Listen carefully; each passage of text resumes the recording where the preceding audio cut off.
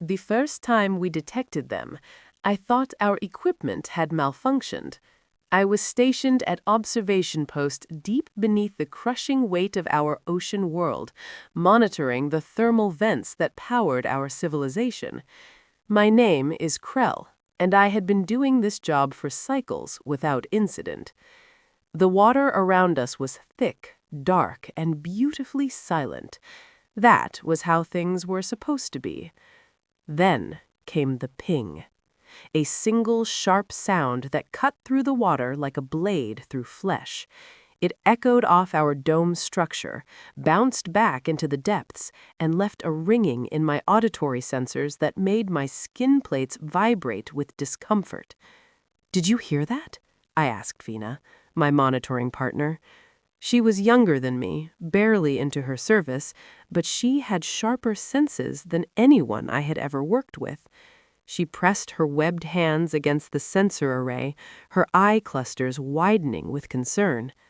"I heard it. What kind of geological event makes a sound like that?" "No geological event," I said slowly, watching the readouts flicker and dance.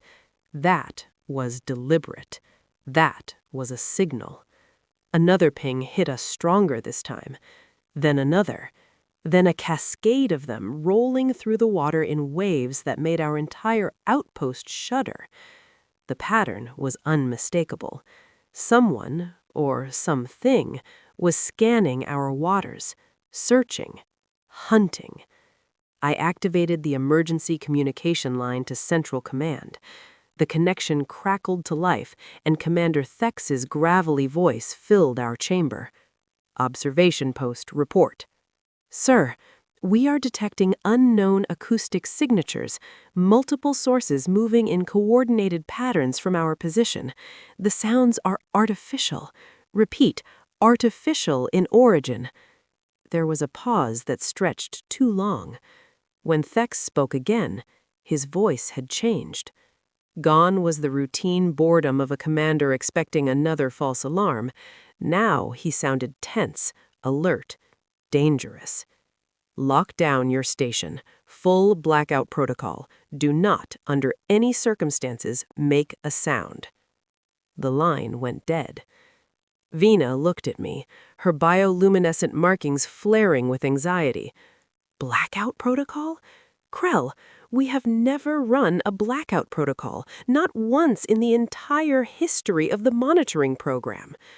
I was already moving, my hands dancing across the control panels, shutting down every system that hummed, clicked, or buzzed.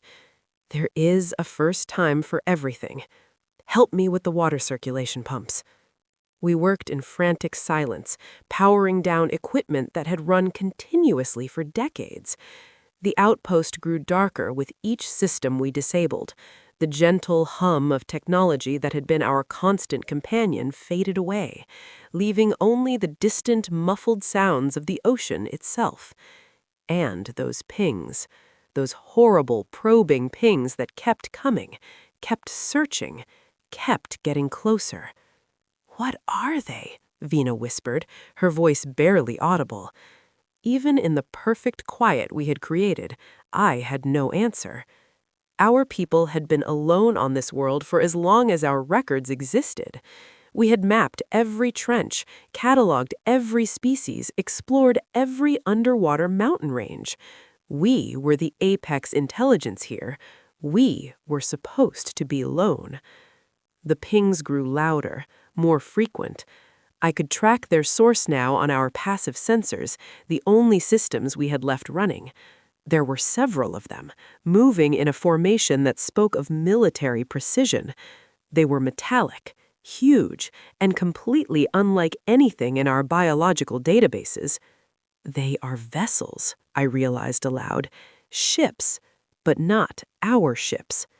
Vina's skin went pale, shifting from her usual deep blue to an ashen gray. That means we are not alone anymore. A new sound joined the pings. This one was different, lower, more powerful. It swept through the water like a physical force, and our passive sensors lit up with data. They were using some kind of advanced scanning technology, something that could map the ocean floor, detect objects, maybe even differentiate between rock and living tissue. They were looking for us. I watched the display as one of the vessels changed course, angling directly toward our position. It had detected something. Maybe a reflected echo from our dome, maybe a heat signature we had not managed to mask, maybe just the geometric regularity of our structure standing out against the natural chaos of the ocean floor. "Krell," Vina said, her voice shaking, "it is coming here."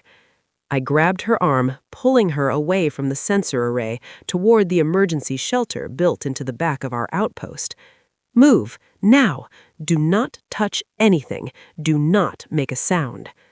We sealed ourselves inside the reinforced chamber just as the vessel passed overhead. The water pressure changed. I could feel it in my bones.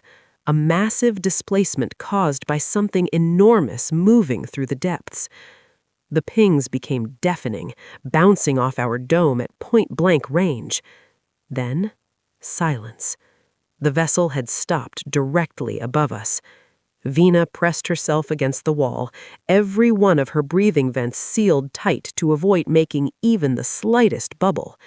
I did the same, fighting every instinct that screamed at me to move, to flee, to do something other than wait like prey, hoping the predator wouldn't notice us. Time crawled. The vessel hung there in the water, its presence a weight that crushed down on us more effectively than the ocean itself. Then it moved on. The pressure shifted again as it continued its patrol, the pings fading into the distance. I waited until I could no longer detect it on any of our sensors before I allowed myself to breathe again. "What just happened?" Vina asked, her voice small and frightened. We were scanned, examined. They were looking for signs of intelligent life. Did they find us? I thought about the way the vessel had stopped, lingered, then moved on. I do not know. Maybe we were just another rock formation to them. Maybe their sensors were not as good as ours. Or maybe... I did not finish the thought because the possibility was too frightening to say out loud. Maybe they knew exactly where we were, and they were just gathering information before they struck.